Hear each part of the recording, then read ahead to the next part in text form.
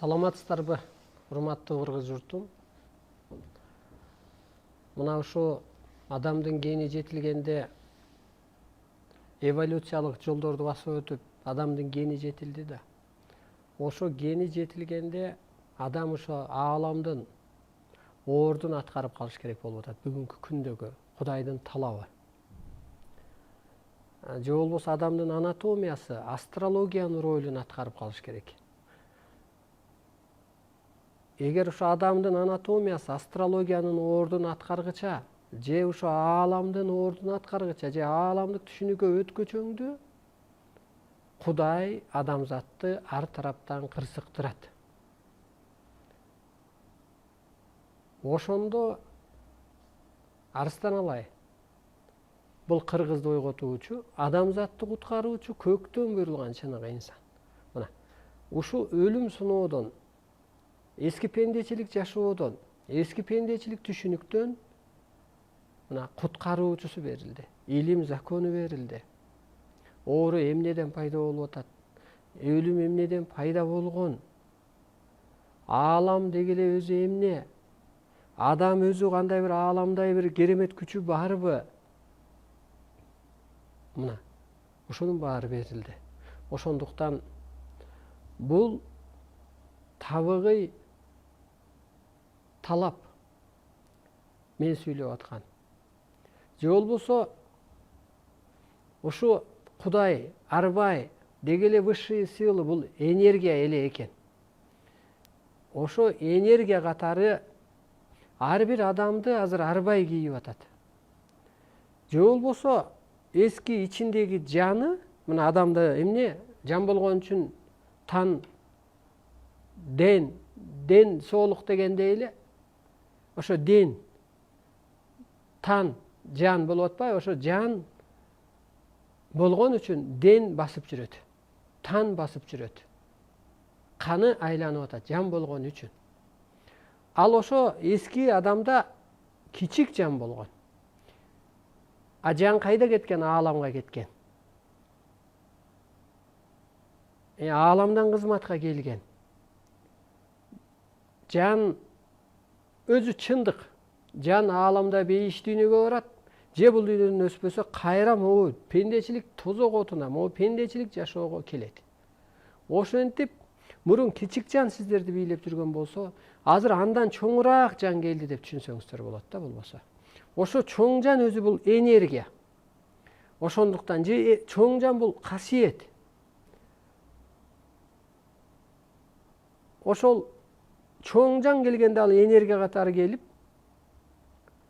анан ошо энергия менен адамдын эски акылы, көзү, пендечилиги экөө келише албай, анан жан энергия катары көрүнгөн жерди күйгүзүп, шишик кылып, писик кылып, акылынан айнытып, ойду тоону сүйлөтүп, же чоң жан чоң дүйнөдө, чындык дүйнөдө жашагандыктан бул дүйнөдөн сенин жолуңду жаап, кырсыктырып атат. Мына ошондой кыйынчылык убакытта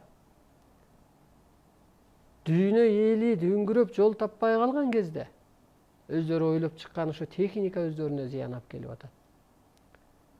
Өздөрү ойлоп чыккан каражат, саясат өз башына азап алып келип атат.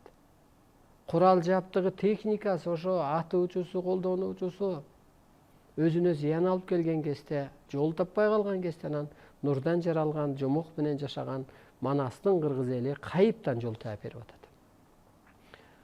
Нике кайып. Нике кайып. Демек ошо кайыптан буйрулган нике бул көктөн буйрулду деп көнгөн. Өлүм кайып.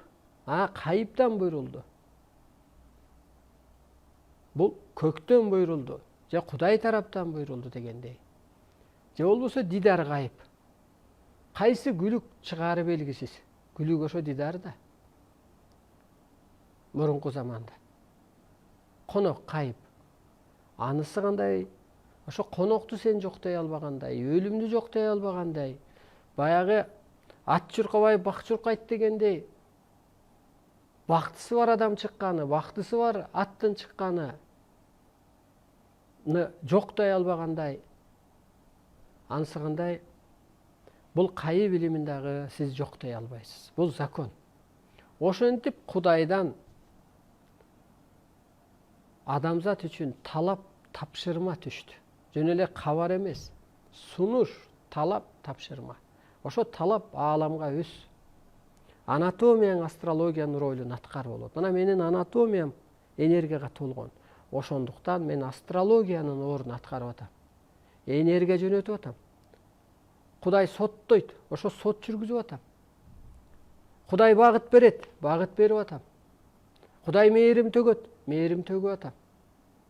Мына көрдүңүзбү? Көрсө эки дүйнө бир эле экен. Өзүңүздөрдү бошотуп, бул ааламдык сабак убагында күйүп кетпеңиздер. Бул ааламдык сабакты жеңил кабыл алып алып, же нени эле сүйлөп атат деп күйүп кетпеңиздер. Мындайча айтканда, Кудайга акаарат келтирбе дейт го. Анысы кандай бул ааламдык ишке дагы сиз акаарат келтирбеңиз. Сенин башың, мээң, анатомияң кара курсактуу тойгузуу үчүн эле ошону эле араң түшүнөт да. Мал кара курсак үчүн жашайт го. Анын ааламдык иши жок. Ааламдык түйшүгү жок, ааламдык түшүнүгү жок. Бирок малдын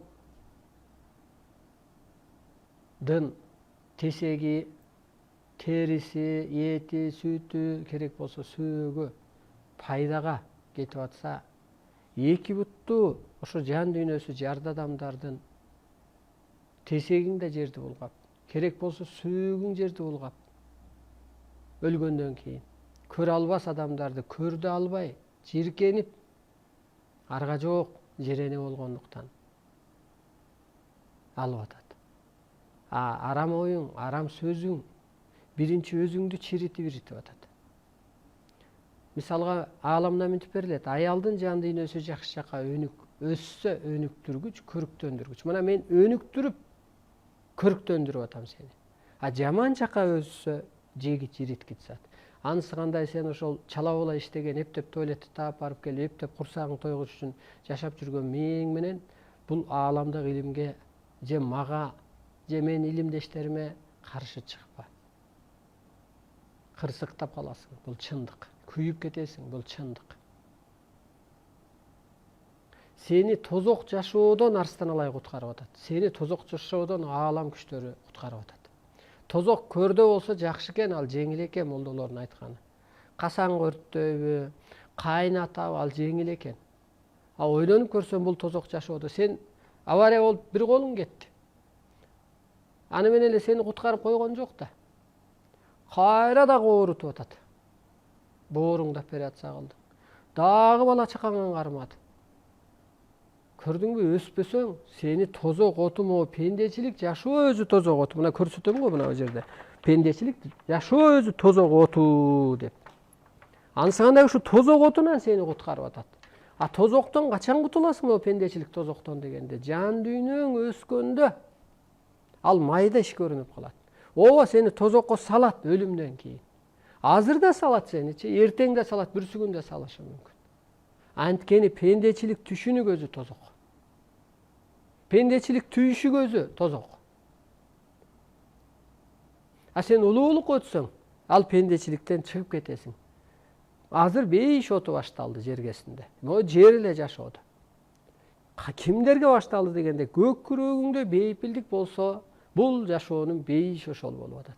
Көк күрөгүңдө качан бейпилдик болот дегенде, көк күрөгүңдө кыш жоюлса, көк күрөгүңдө кырс мүнөз жоюлса, көк күрөгүңдө көрө албас ичитар, менменсинүү, өзүмчүлдүк, пендечилик, жанагы ар кандай сыйынуу рамкалар жоюлса, анатомияң, астрологиянын ордун аткарып калса, ошондо сен бейишке чыгып кетип атасың. Сен бийик түшүнүккө чыгып кеттиң.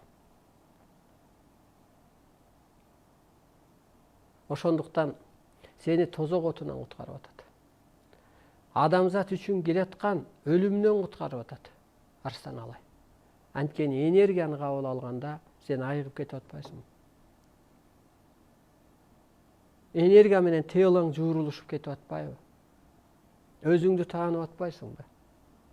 Мына бүгүнкү күнгө чейин ааламдан илим түшүп турган, ооба Куранды жок деген эч ким жок.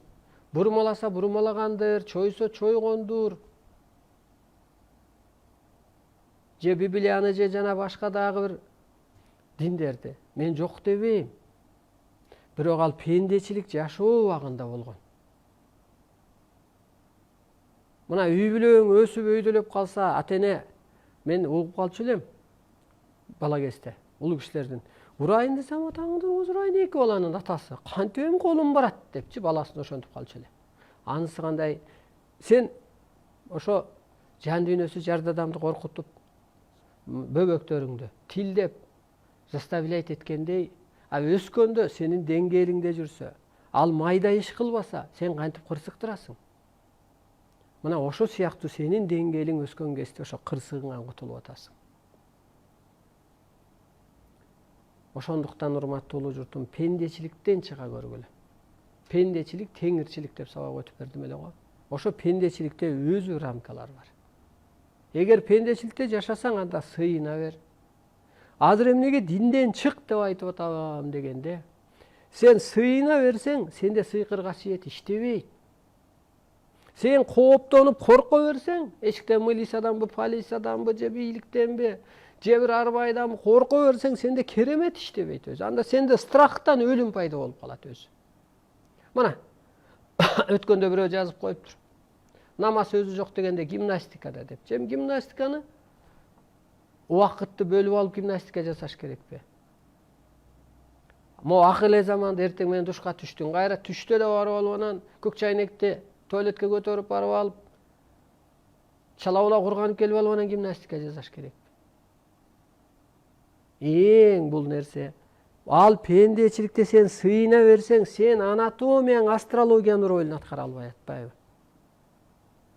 Кудайдын талабы сыйынбай болуп атпайбы? Рухий дүйнөдөн өстүңөр, болду, тааныдыңар. Эң башкысы азыр духовный иш кыл болуп атпайбы? Духу күчтүү адамга арбайлар баш ийип берип атпайбы? Духу күчтүү адам жамгыр жаадырып атпайбы? Духу күчтүү адам менин колум эмес, Умайенемдин колу деп баланын жүрөгүн көтөрүп атпайбы? Духу күчтүү адам бир нерсени жеңип атат да. Духу жок адам болсо, Алла өзү жасалайт деп эле отурат да. Ошондуктан өзүңөрдү кайра жараткыла, чыккыла. Көрсө адамдын анатомиясы башында жаралган деле чоң кызмат үчүн жаралган экен. Мына биз ойлойбуз. Менин өпкөм мисалга ушу каным айланып келатканда эле канды тазалоо үчүн жаралган окшойт. Же болбосо ушул абаны телга тээп берүү үчүн эле жаралган окшойт деп ойлойбуз. Бирок аны да сен туура эмес пайдаланып атпайсыңбы? Бопростон чегип өпкөңдү чиртип салды. Деп бир чуркап, же деп ырдап, бир духуңду көтөрүп, бир телону бошотпой, кичине дем алган абаң өпкөң чирип кетип. Жок, өпкө көрсө абаны боёо үчүн жаралыптыр. Чоң кызматычы. Абаны тазалоо үчүн жаралыптыр. Ал кандай дегенде, мына абаны боёо деген, аба деген бул арбайбы? Воздухпу?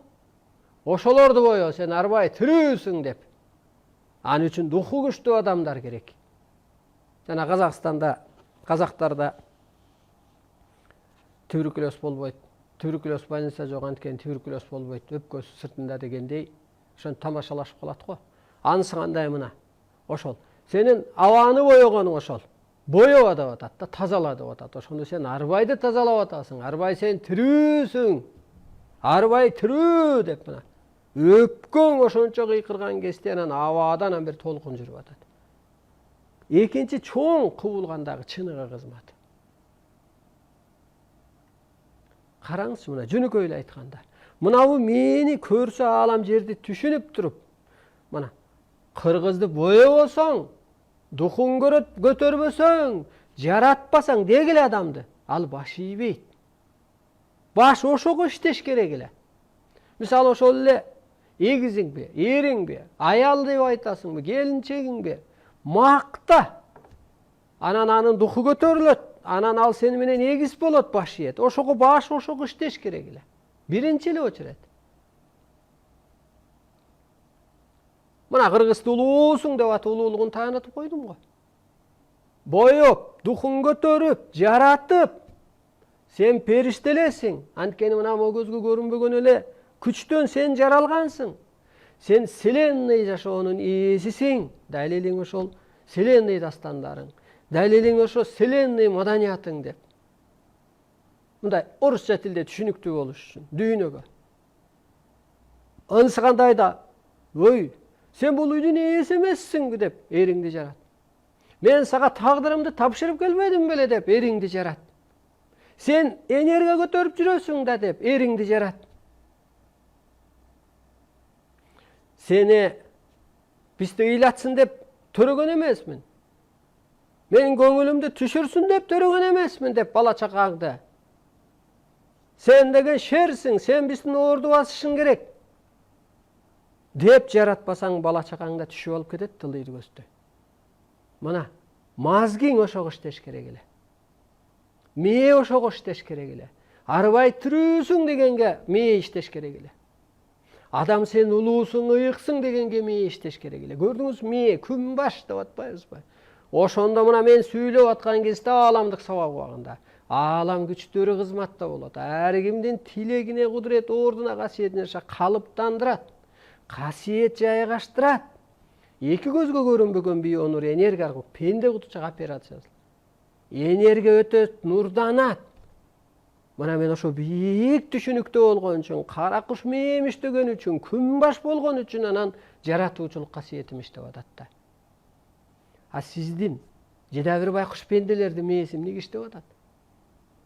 Өлө албай атат.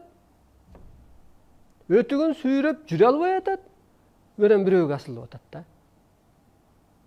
Балекет бай бизге эмне жакшылык кылып койду эле. Ал байго өз эмгеги менен оокат кылды. А сен эмне кылып койдуң эле элге? Ал предприниматель, ал адам багып атат, 10, 20, 30, 40. Үй бүлө багып атат. А сен бакпайсың, жок эле дегенде айылга кой. Жардамды. Биринчи ошо 5 үй бүлө бакчы.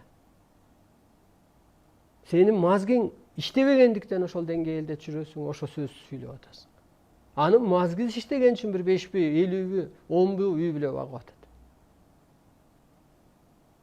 Ошондуктан азыркы амалыңарды өзүңөрдү өстүрүү үчүн иштеткиле. Бул өзүңө пайда. Өзүң оңолсоң анан коомго пайда. Өзүңө өзгөрсөң үй бүлөңө пайда. Үйдө тынчтык болуп калды да жок деген уруш болбойт. А уруш болбогон жерге кут конот.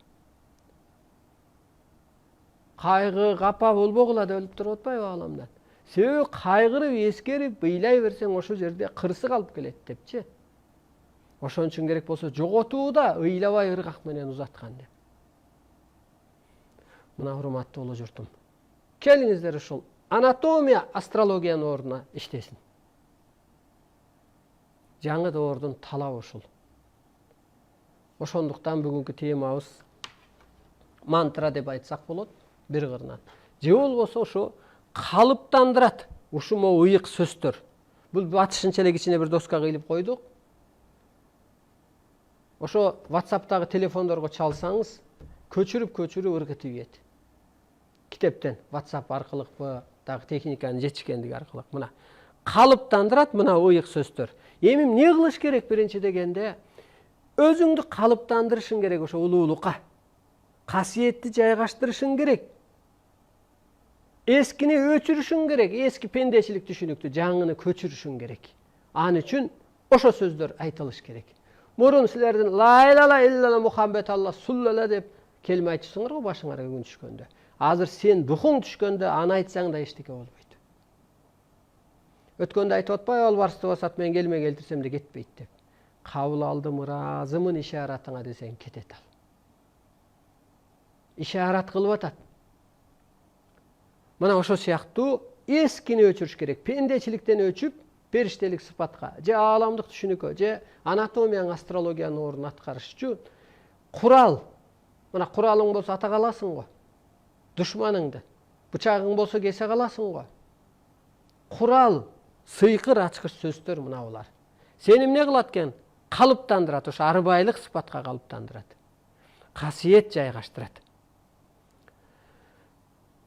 Мына ушул эфирде отурганда эмне деп айтыш керек? Мен улуу энергиянын ээсимин деп ар дайым ушинтип айтып туруш керек. А буга далил кандай дегенде, сен жаның улуу дүйнөдөн келген мына буяктан. Сен ошондой эле улуу энергиянын ээсисиң, сен ошону билбей жүргөнсүң. Мына мен улуу энергиянын ээсимин деп жашайм, мен улуумун деп жашайм. Анан өткөндө сүйүндүм. Чын эле мен улуумун да, улуу болгон үчүн улуу ишти алып барып атпаймынбы депчи. А пенделер чогулуп алып пендечилик ушак айтып атат. Пенделер чогулуп алып иш жүргүзө албай атат, бийликтин башында бир жерлерде. Туяк санап отурат, өз кызыкчылыгын алып отурат. Мына көрдүңүзбү? Анысы кандай дагы, сиз мындан ары жетиммин, жесирмин, байкушмун дебеңиз. Мен улуу энергиянын ээсимин деп кайра кайталап атсаң, ушу денең кадимкидей энергия келип жайгашат десек болот. Баягы сигарет чексең деле оосуңа жыттанып калат го, арак ичсең деле жыттанып калат го, сиңет сага ошо энергия. Мен улуу энергиянын ээсимин деп жашаңыздар, мындан ары көчүрүп алыңыздар. Бул сиздердин жаныңар, каныңар деп берилет. Мына жаңы доордо адам ааламдын ордун аткарыш керек деп атабыз. Ал миссияң болуп атабы? Кызматың. Миссияга мантра менен гана жетесиң. Бул мантра кайра сенин же миссияң деп айтсак болот. Сен кимсиң? Сен улуу энергиянын ээсисиң. Андан кийин мен өзүмдү каалагандай жасай алам деп мантра айтыңыз. Кайталап айтсаңыз ошол иштеп берет. Жана кинолордо да мынтип коет. Бирөөнү сурак алып атса, он повторяет как мантра деп коет да. Жок, мен көргөн эмесмин, мен бул жерде болгом деп эле баягы эле бир көрсөтмөнү бере берсе, ошону мындай бир следовательдердин сөздөрүнөн эле угуп калсаңыз болот. Мындай бир кайталоо сөз деген сөз да бул. А бул сыйкыр сөз. Менин сыпатым, сен кимсиң мындан ары? Сен жарды эмессиң, сен байкуш эмессиң, сен бул дүйнөдө кем эмессиң. Сенин сыпатың жаратуучу периште, улукман периште. Менин сыпатым, кана кайталап отуруңуздар. Менин сыпатым жаратуучу периште, улукман периште. Кана, мен киммин? Мен сыпатым, мына сыпатым. Мен шалпайган, сөлпөйгөн адам эмесмин. Же аң сезимим байкуш кул эмес, сураанып анан тиленип жүргөн. Бирөөлөрдү эволюцияга артка тартып жүргөн. Менин сыпатым жаратуучу периште, улукман периште. Караңыз мына, сенин сыпатың. Ой бусулуп кетет кээде. Мындай турганда эле.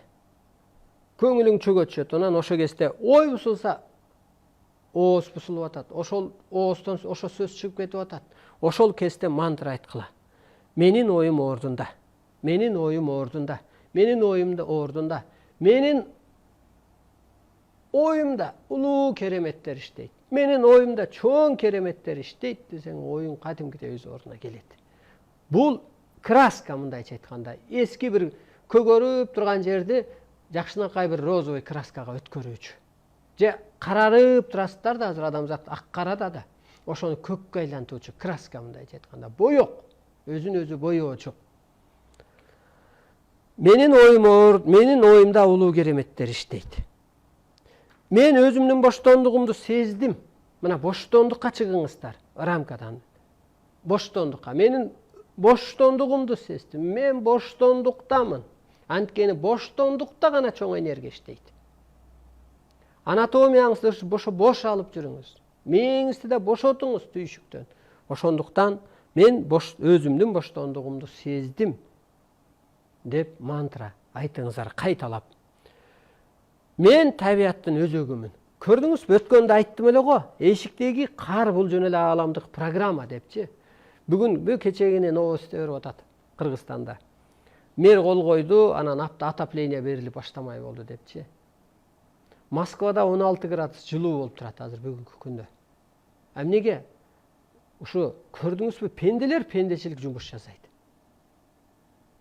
Күн жылыйт бул. Бул жөн эле бир программа. Жөн эле бул эскертүү, ай камыңды көр деген эле.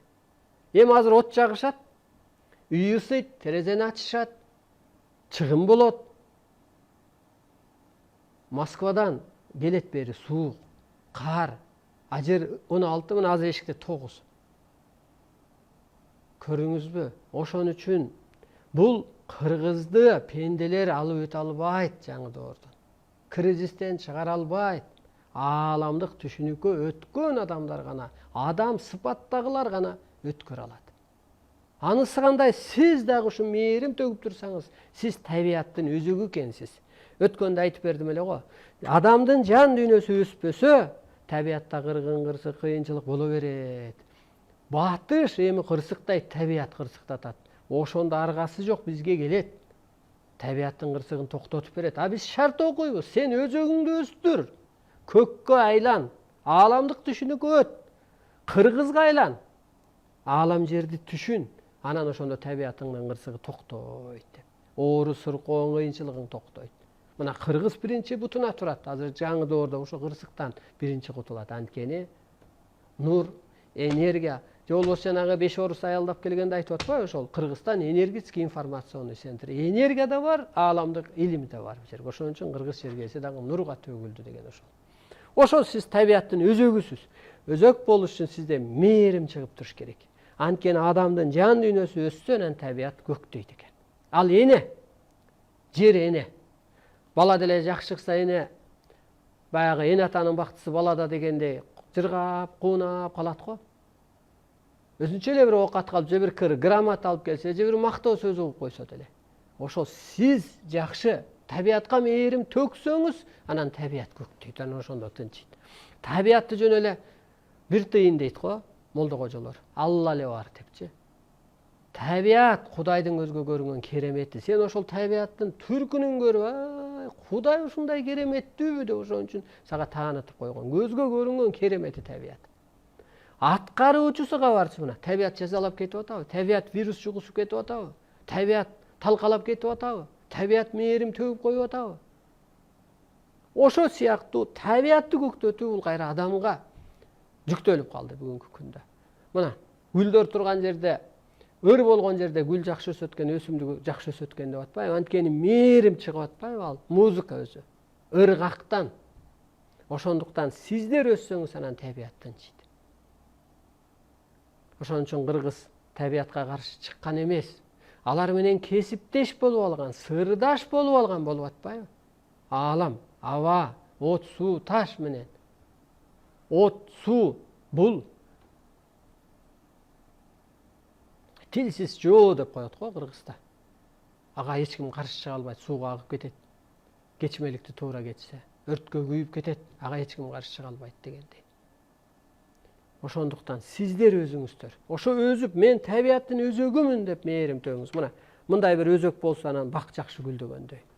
Мен арбайдын жүзүмүн. Жаңы доордо мен адаммын, анан байкушмун деп эле. Арбайдын жүзү. Кана сенде арбайдын жүзү барбы? Сотто. Чындык ал, арбай, аалам, чындык. Чындыкты сүйлө, чындай жүр. Жүзүңөн ошол көрүнүп турсун. Жаса сен өзүңдү. Мына ошону айтканда ошол иштейт.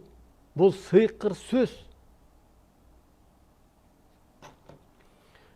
Менин денемде бардык коопсуз сактоочу кудурет нур бар деп жүр. Жолго чыксаң дагы ушу менин денемде бардык коопсуз сактоочу кудурет нур бар.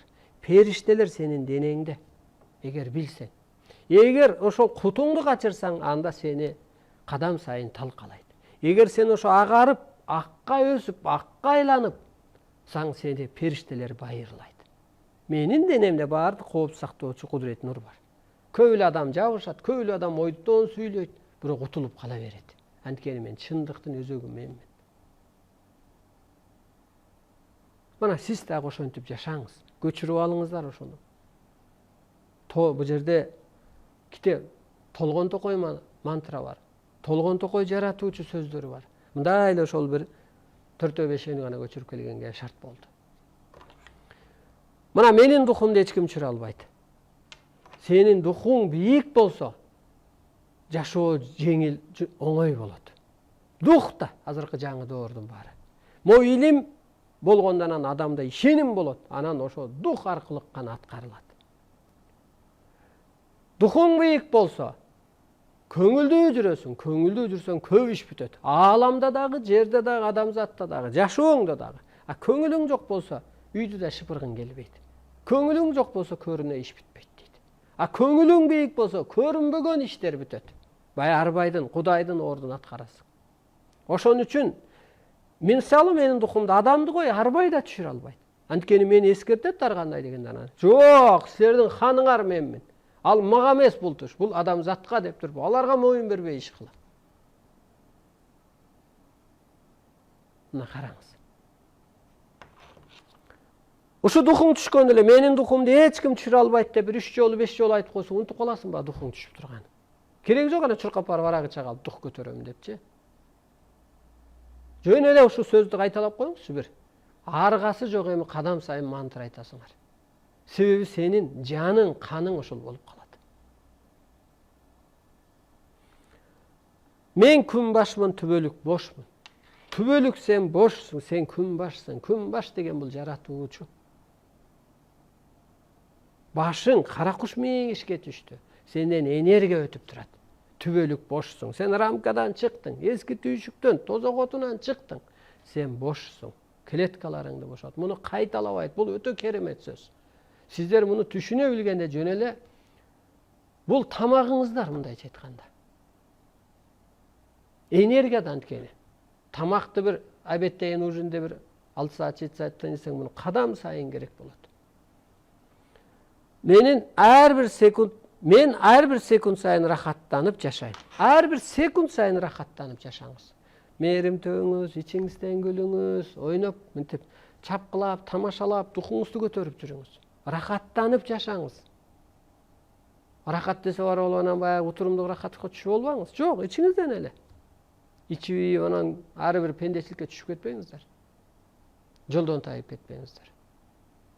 Ар бир секунд менен рахаттанып жаша. Мына ааламдык илим, кайып илими, кыргыздын жаңы доордо бийлиги рахат да бул. Бул бакыт да. Өлбөй калганың, ден соолугуңдун айыгып кетип атканы, алдын ала билип алганың.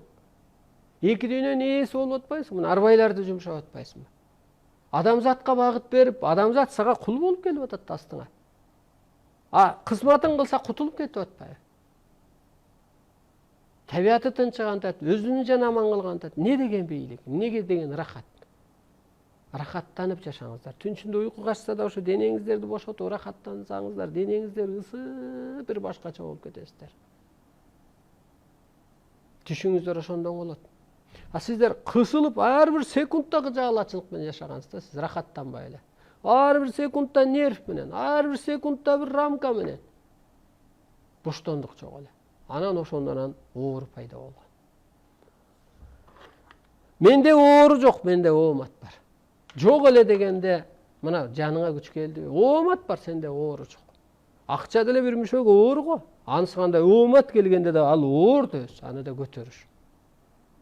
Сиз ошо ооруну ооматка айландырыңыз. Мына урматтуу журтум, бул эмне экен?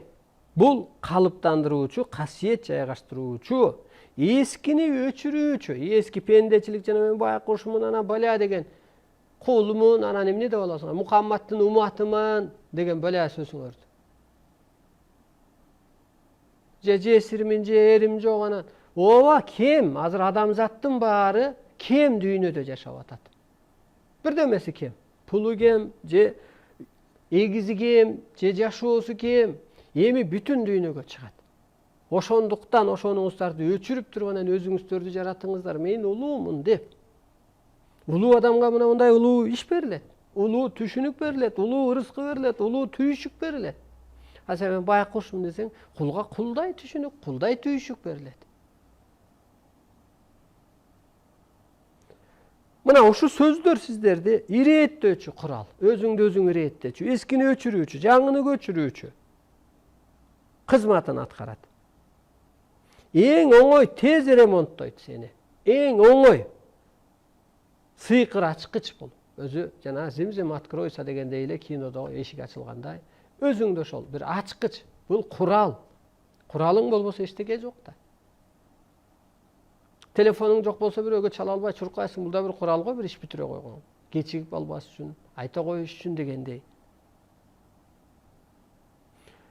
Бул эмне болду дегенде, кайсы убакта иштейт дегенде, гени жетилген адамдардын зор күчү экен. А гени жетилбегендер муну иштете да албайт. Ааламдагы эски кудай жоюлган да дейт. Асман жерден мыйзам өзгөргөндөн анан мынабу жаратуучу сыйкыр сөздөр өз күчүн көрсөтөт. Мына сурансаң бербесе, тиленсең бербесе, демек өзүңдү жарат. Энеси жок бала тез чоңоет деп ааламдан берилет. Анысы кандай анан сурансаң бербесе, тиленсең бербесе, анан баягы эне атаң өлүп калса, өз күнүңдү көрүшүң керекпи? Өз аракетиңди кылышың керек. Же ишенгеним сен болсоң дегендей кеп кой. Же болбосо ишенген кожоң, молдоң суу какса астасынан алдынан талгарма дейт го, мынтип агып кетпесин деп тартып. Чуркап ал тиякта агып келет, астында чуркап мынтип. Анысы кандай көрдүңүзбү? Өз аракетиңди кыл деген сөз да бул.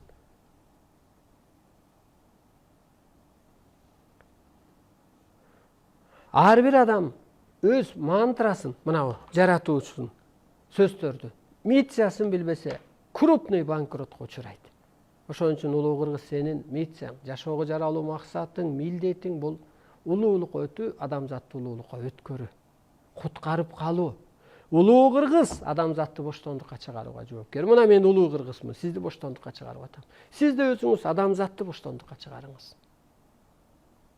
Бул сенин мантраң, бул сенин миссияң. Мантра это миссия. Мантра мынтип берилет ааламдан. Мантра, миссия это новый цивилизация деп. Адам жаңы цивилизацияда жашап калган атат. Жаратуучу болуп калган атат. Жоопкер болгон атат. Кадимки эле Кудай арбайдын ордун аткарып калган атат. Биз ойлогонбуз. Кудай мага ден соолук билет, Кудай мени курсуктан сактайт деп. Мына адам сактап атат сеничи, өстүрүп өйдөлөтүп. Анатомияң ошо Кудайбы, ааламы ошонун ролун аткарып атат. Мына анча сабак берип сени өйдөлөтүп өстүрүп. Мына бизге келип рагоолор айыгып атат да. Мына бир эжеке энем жакында алып чыгам эфирге. Тамак иче албай калган. Суу өтпөй калыптыр. Рак. Барып анализ тапшырса. Операция кылабыз дегенде түшүнө кирип мындай келип. Бир күнү ушинтип энерги өткөрсөм, ушундай мустак шамал өттү ошол, чыкты ошол жеринен. Барып суюгураак тамак ичип калыптыр. Суу өтпөй калган адам. Экинчи күнү туураган эт жеп баштаптыр. Азыр кадимкидей эле нан жеп. Экинчи күнү келгенде кадимкидей операция кылып тикти дейт ошол жеринде. Көрдүңүзбү? Медицинанын күчү доору бүттү деп айтсак болот. Рак бул нурдануу, бул энергия. Тело экөөнү эле жуурулуштуруп койдум мен. Ал эже көрүнүш көрүп кетти керек болсо. Түйшөң болуп.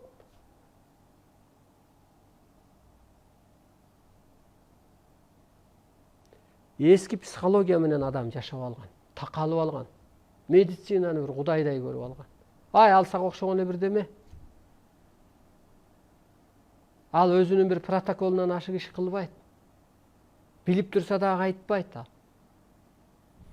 Медицина жаңы доордо Кудайга каршы экенин аныктагыла, окуп берейин. Медицина орду алтын доорго чейин кызмат көрсөткөн. Алтын доорго чейин көрсөтүптүр кызматынчы медицина.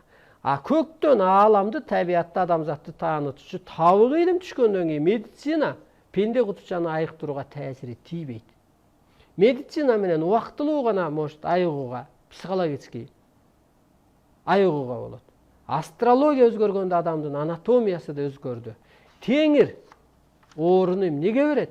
Көкүрөгүңдү ойготуу үчүн гана берет. Бир гана доор мыйзамы да бар болот. Анан бирөөлөр каршы чыгыптыр ал кишиге. Ал кантип эле айыктырсын? Далили бар бекен. Ой, далили өсү көрүп атат, тамак жей албаган адам тамак жеп атса. Көңүлү ачылып отура албай калган экен. Азыр болсо ырдап жүрөт. Ааламдан берилет. Арстан алай, сен рак оорун 3 күндө айыктырасың, андан ары үйрөтүп коесуң. Ошол сен айткан боюнча өсүп кутулуп кетет, кайра эски жолуна түшүп алса өлүп калат деп берилет. Өзүн өзү кол менен дарылоо, медицинага кайрылуу. Кудайга карама каршы багытпы дейт. Өзүн өзү дарылоо бул алсыз аң сезимдин белгиси, медицинага кайрылуу. Жана алтын доорго чейинки инсандардын иши. Себеби сезим аалам мыйзамына чейин адамзаттын могу таны жанга баш ийбегендиктен айыгып таасир берген. Азыр жан менен тан биригип атат да. А мурун жан өзүнчө жашаган, тан өзүнчө. Ошон үчүн танга, телога, медицинага жардам берген дейт. Азыр тело жан дүйнө кереметине энергияга ээ болгондуктан пенде кутучаны кол күчү медицина алсыздык гана, бир гана доор мыйзамы даба болот. Мына урматтуу улуу журтум, сизди куткарып калып атат. Паля операцияга барат эле да. Операцияга барса канча акча кетет эле, канча наркоз чейт эле, канча жарым жандуу болуп калат. А рак айыкпайт. Энергия менен гана айыкпаса айыкпайт. Бүгүн бир жериң операция алсаң, эртең башка. Анткени телоңдо энергия чуркап жүрөт да дагы эле. Ошондуктан адамзатты аргасыз ошентип бир адамга, бир мыйзамга багындырат. Бул эмне? Энергия. Бул аалам сени багындырат. Азыр арбайлардын мыйзамы иштеп атат. Азыр арбайлар бийлик жүргүзүп атат. Азыр адам бийлик жүргүзгөн жок. Адам бийлик жүргүзсө анда президент оңдоп үйбөйт беле. Жөн эле бир топудай элди түстөп оңдоп кийип койбойт беле. Ааламдан түшүнүгү болбогондуктан кырсыктап атат. Мазак, күлкү болуп атат, шылдың болуп атат. Баш катары көтөргөн жок башчыларды. Мазак, күлкү бир мындай живой пример катары көрүп атат. Мына биз ошо илимдештерден сурайбыз, не жаңылыктар деп. Чубак ажыдан бирөө сураптыр дейт. Ысык көл ыйыкпы десе, жок деп айтты дейт. Ал чубик, чубак ал. Ысык көл ыйык. Далилдерин айтып берейин. Кыргыз жергесине нур түштү, энергия түштү, кут түштү, табыгы илим түштү, арбайлар түштү. Кыргыз жергесине мазарлуу жерден адамдарга пата чыгып айыгып кетип атат. Бул бир. Кыргыз жергеси бүт ыйык. Экинчи, ысык көл. Өсүм неден жаралган?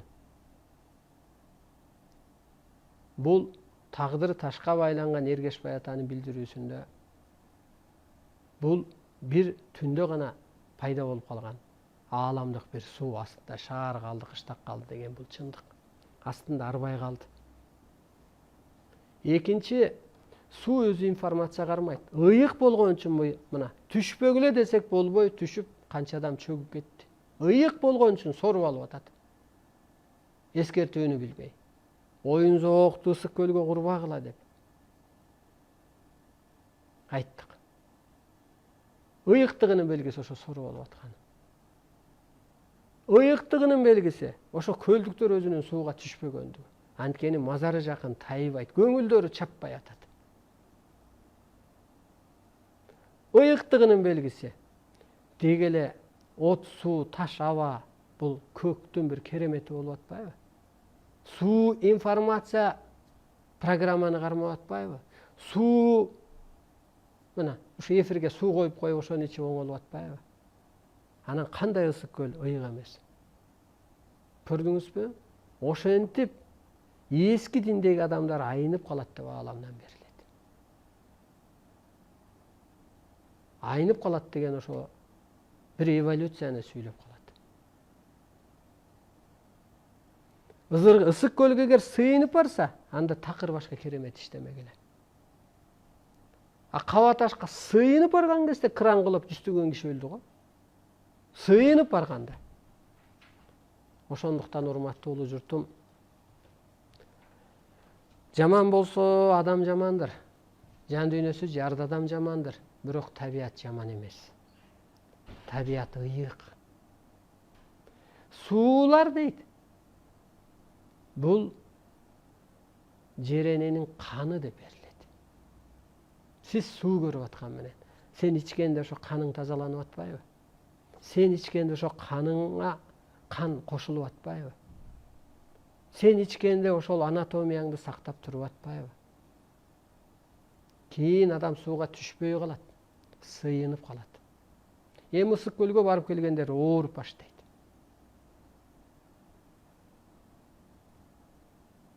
Ошондуктан урматтуу журтум, өзүңүздөрдү тааныңыздар. Элиңерди тааныгыла, жериңерди тааныгыла.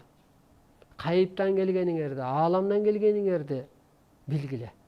Улуу кыргыз улуулугун тааныбаса, улуттарды ээрчип адашса, ар улуттун улагасында калат. Өз агасын агалай албаган бирөөнүн асын сагалайт болуп, өз жерибизди жерип бирөөлөр кетип атат. Сыйынып келебиз, каба ташка барып анан ажы болуп келебиз. Сен ажы болуп келген жоксуң, сен рамкага түшүп келдиң. Ажы деген бул акка айлануу. Илгери паланчасында ажы башталып, паланчасында бүтөт деген болуп турбу? Ал ишек менен жүрдү, ал ат менен жүрдү, ал жөө жүрдү, ал арабалап жүрдү. Мүмкүн 2 жылдан кийин жаста жеткендир күздө барам дегени. Же Ысык көлдө, же мазарда паланчасынан паланчасына чейин эле прием болот деген болобу? Бул акча жасоо, урматтуу. Ажыга баруу деген. Кыргыздын башын атып аттап туруп ажыга барсаң, күйөсүң деп ааламдан берилет. Сен өзүңдү тааныбай, ата тегиңди жокко чыгарып, анан барып атасың. Мени балам жокко чыгарса, мен деле кайдайм да, мен да ачуум келет да. Жамандыр жакшыдыр, мен атасымын го. Мени жаман десе бирөө, жакшы деген адам ага ата болуп береби? Жалдасаң да ата болуп бербейт. Ошондуктан сага өзүңдүн туулган жериңдин топурагы буйрусун. Туулган жердин топурагы алтын деген ошол. Топо буйрусун деген ошол. Ошондуктан урматтуу журтум, силерди ушул кыргыз элинин, карапайым элдин касиети сактап туруп атат сиздерди. Ушул нур төгүлгөн, илим түшкөн кыргыз жери сактап туруп атат. Экология сактап турат деп берилет. Мына алайга илим түшкөндө, алайдан энергия түшкөндүктөн бийлик башына 14 депутат келген. Мына мурунку сазывда Жылдызхан Жолдошова, Келдибеков, Марат Султанов, Санап Исаков, Исмаил Исаков, жана Бөдөшова. Кысканы карасаңыз, ошондуктан карманыңыздар, бул кут учуруп албаңыздар. Бул кут байлык менен да келбейт. Бул кут бийлик менен да келбейт. Бул кут кара күч менен да келбейт. Бул сиздердин касиетиңиздер. Оозуңардагы ооматыңарды жылдырбегиле.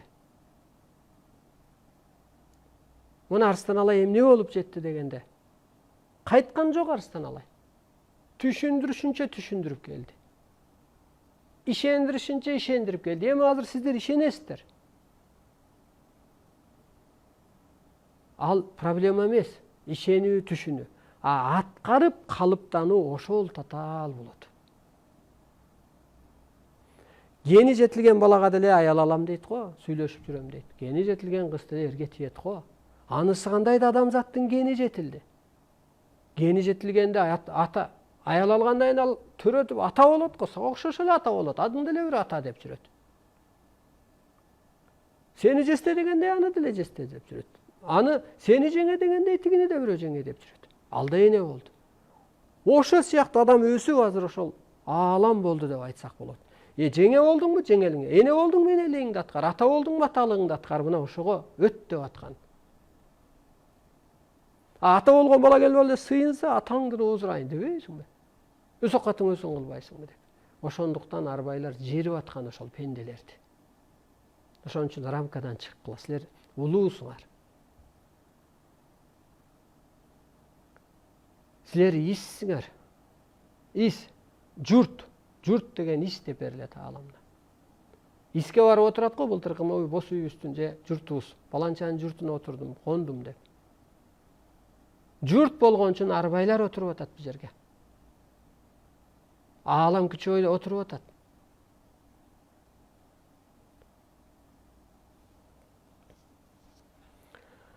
Ошо мантра бүгүн же ошол калыптандыруучу, касиет жайгаштыруучу сөздөр ушул бүгүн сиздерге тема болду.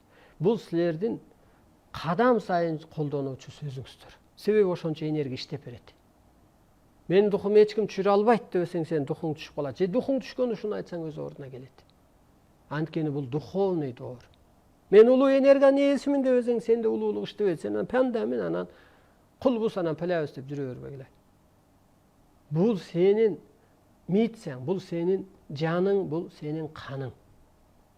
Муну кыздарга чалсаңыздар көчүрүп берет. Эми алардын убактысына карап. Келиңиздер, жаныңыздарды алып кетиңиздер, каныңыздарды алып кетиңиздер, кызматыңыздарды алып. Кырсык эмне болот? Кызматыңды кылбаганда кырсык болот. Кызмат ата деле кызмат кылса атасы кайдан сөгөт? Бала деле мисалы кызмат кылса ата кайдан сөгөт? Кайдан тилдейт, кайдан жаман көрөт? Ооба Кудай арбай кырсык буйруйт. Ал жана бала оң болбосо топурагым түйүп берем дейт го. Сендей балам жок дейт го. Каргайт го, көргүсү келбейт го. Үмүтүн өчүрүп койсоң. Мына ошол кырсык болот. А сен улуу жакка өтсөң, сага тозок болбойт, сага бейиш болот, сага мээрим болот. Ошондуктан кел ааламдын үмүтүн аткаралы. Мына жеткирели. Берди баарына кодун. Пенделерди жоёлу. Жакшы адамдарга мээрим төгөлү. Дүйнөнү тегеретип тегистейли. Керек болсо табият ааламдын огу менмин деген миссия бар, мантра бар. Сенсиң чын эле асман жердин огу. Манаста айтылат го, аалам жердин түркүгүнөн бүткөндөй. Ошо чын эле кыргыз, аалам жердин түркүгүнөн бүткөн да бул. Башы көктө, буту жерде кыргызтынчы. Ошондой жоопкерчилиги бар. Ааламды да тейлеш керек, жерге да караш керек болуп атат бүгүнкү күндө кыргыз. Айың менен күнүңдүн нурунан бүткөндөй. Мына энергиядан бүтүп атпайбы? Ошол эле манас кайра кыргыз. Ошону сүрөттөп берген, анын жомок катары көрбө. Жок, бул чындык энергиядан жаралган адам. Төшү түктүү кара жер. Жердигинен түткөндөй. Чындап эле кыргыз.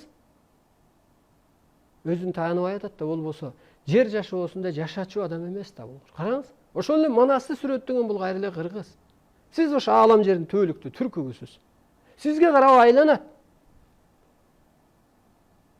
Арбайлар сизди күтүп атат. Сиздин анатомия, сиздин түшүнүк, сиздин мээңизге, өпкөңүзгө, духуңузга карап иштеп берген атат алар. Суроолорго бир жооп кылып коелу. Сизди аябай сыйлайм, өтө акылман кишисиз. Ыраазыбыз. Эми менин эски тарыхымды эске албаңыздар. Өзүңөрдүн тарыхыңарды эске албаңыздар. Ооба, мен деле өйдөлдөй жүргөм. Мен деле урунуп берилгем. Мен атылгам, камалгам керек болсочу, бир 11 күнгө. Иш козгоп. Мен урдап кетишкен. Бирөө мен бирөөлөрдү ургам. Бирөөлөрдүн көңүлүн ооруткам. Өзүм да кырсыккам. А көрсө ошо сени бышырган экен. Жана кийисти да минтип бышырат да энелер тартып алып. Сен эртең жаңы туул. Эртең кубул. Бүрсүгүнү кайра туул. Күнүгө туул сен. Ошондон анан энергия иштейт. Анан ошондо мына акылман дегендей мен даанышманмын. Мен жер ааламдын түбөлүктүү түркүгүмүн. Мен кыргызды сактоочу, адам тукумун оңдоочу бир чоң жанмын. Менин атым өтө көп. Бул аз сөз акылман деген. Рахмат сизге.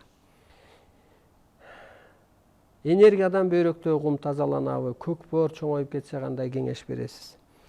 Көкбоор өзү ааламдык тилде өз кызматын аткара албагандыктан ооруйт. Ал өзү бир сыйкырды иштетиш керек эле. Табыгы илим алсаңыз өз ордуна келет. Бөйрөк өсү могу жашоого мээрим төгүп боеп турбаса бөйрөк өсү уланат. Жана минтет го. Же болбосо мындай деп түшүнөлү.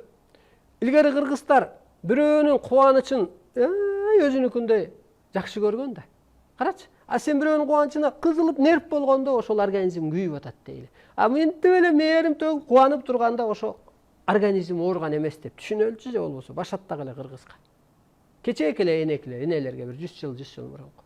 Ал деп эле күлүп турганда мээрим төгүп ыраазы болуп, бирөөнүн жетишкенине кубанып жүргөн. Ошондуктан ооруган эмес. А сен капоо болуп атасың, анан иштебей калып атат да, баягы мээрим төгүү жок болуп эле кысылуу пайда болуп калып атат. Бүт дарт ошондон. Мээрим төкчү, сен жок дегенде мейли адамга капа бол, ал пендедир. Давай, ааламга мээрим төгөлү, арбайларга. Төгө аласың, сен төгө албайсың, анчында ичиңде мээрим жок, сен зимасың. Табиатка мээрим төкчү. Жашап атасың, суусун ичип атасың, мындай бир керемет, бир абага төкө албайсың, анткени сенде дагы зима. Кел ошентип мээрим төксөң, сен дарттан айрылган атасың.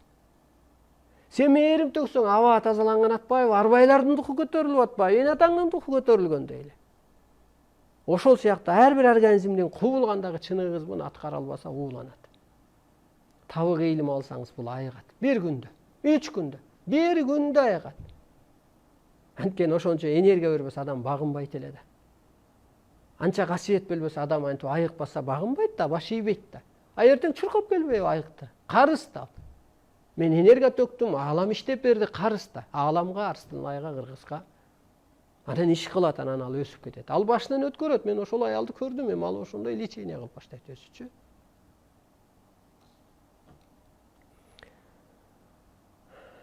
Арак ичем, көп ойлоном, кыйналып ичип алам, кандай жардам бере аласыз? Сиз аябай касиеттүүсүз, арак ичкен адамчы. Сиз могу жер жашоого батпай атасыз. Сизде бир энергия кысып атат, ошон үчүн ичип алып атасыз. Аны утурумдук рахаттап коет. Сиз келсеңиз, мен сизди улуу рахатка өткөрүп коеюн. Анан аны арак эмес, тамак ичкиңиз келбей калат. Ушундай бир башкача бир энергияга адам толуп калат. Тамак ичкиси келбей калат керек болсо. Аракты коюңуз. Касиеттүү адам ошентип кысылат. Сиздин ичиңизде бир башка чоң энергия бар да. Ошону туура эмес иштетип атасыз. Келиңиз. Сизге ыраазымын. Ичкен адамга кандай мамиле кылабыз? Сиз айтмакчы, мактап, жакшы айтсам да ичет, чыдамым жетпей калды. Ал адам жакшы адам. Ал адам ошол ичип алып рахаттанат. Ал бир издеп жолун таппай атат да. Бул ичкилик ошо кырсыгынын кайра бир кыры. Ошентип анан аны өстүргөн атат. Сизди да өстүрүп атат. Табык ыйлымга келиңиздер. 2-чи, 4-чи, 6-чы күнү биз эртең менен саат 10дон кечки 3-4кө чейин сабак өтөбүз. Мен өтөм, андан кийин ошол менден өскөн кыздар өтөт. Бир келгенде аң сезим өзгөрүп кетет.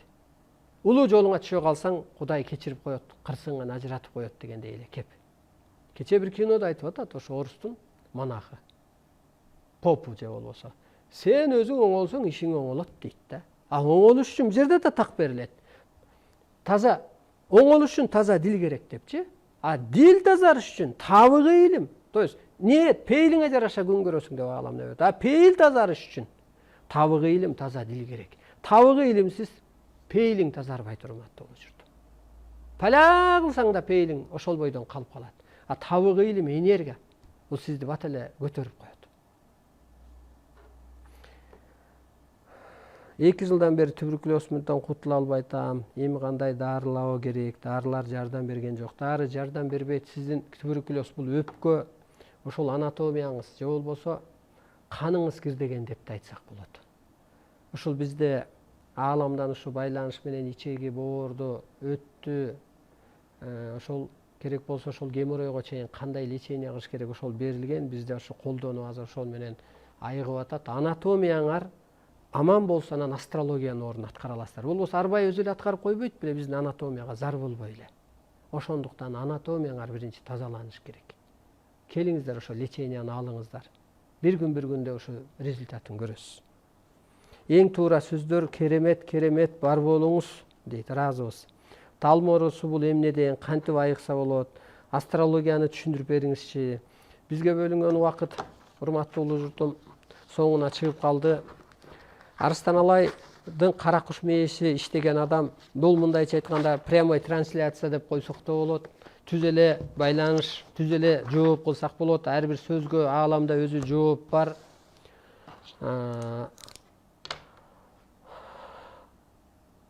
Ошол ар бир жуманын 2-чи, 4-чү күнү түз эфир болот, урматтуу улуу журтум. Жаңы көрүп аткандар болсоңор, бул илим, бул сабактын, бул берүүнүн аты кут, кудуреттүү улуу табылга деп берилет. Бул эфирлер YouTube'да Арыстан Алай кут деп көрсөңүздөр бар.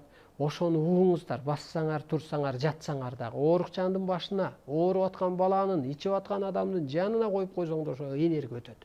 Эртеси күнү башка көз карашта болуп калбаса анда айтыңыз, сиздин энергияңыз жалган экен деп. Мына эмгек менен гана ошол улуулукка жетесиздер. Ошол мына батыштын техникасы элчилик кылат дейт. YouTube'га кирсең тез эле чыгат, ошону кулагына коюңуз. Орукчан баланын, ошо адамдын үйгө керек болсо бул ааламдын сөзү.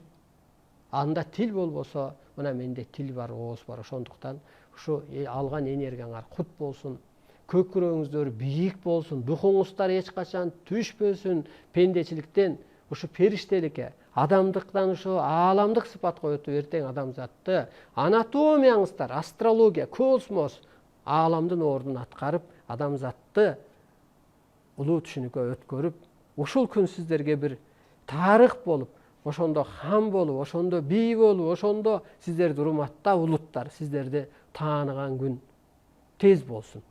Эмки эфирде жолукканча жаныңыздар ак, таныңыздар, сак саламатта болуңуздар.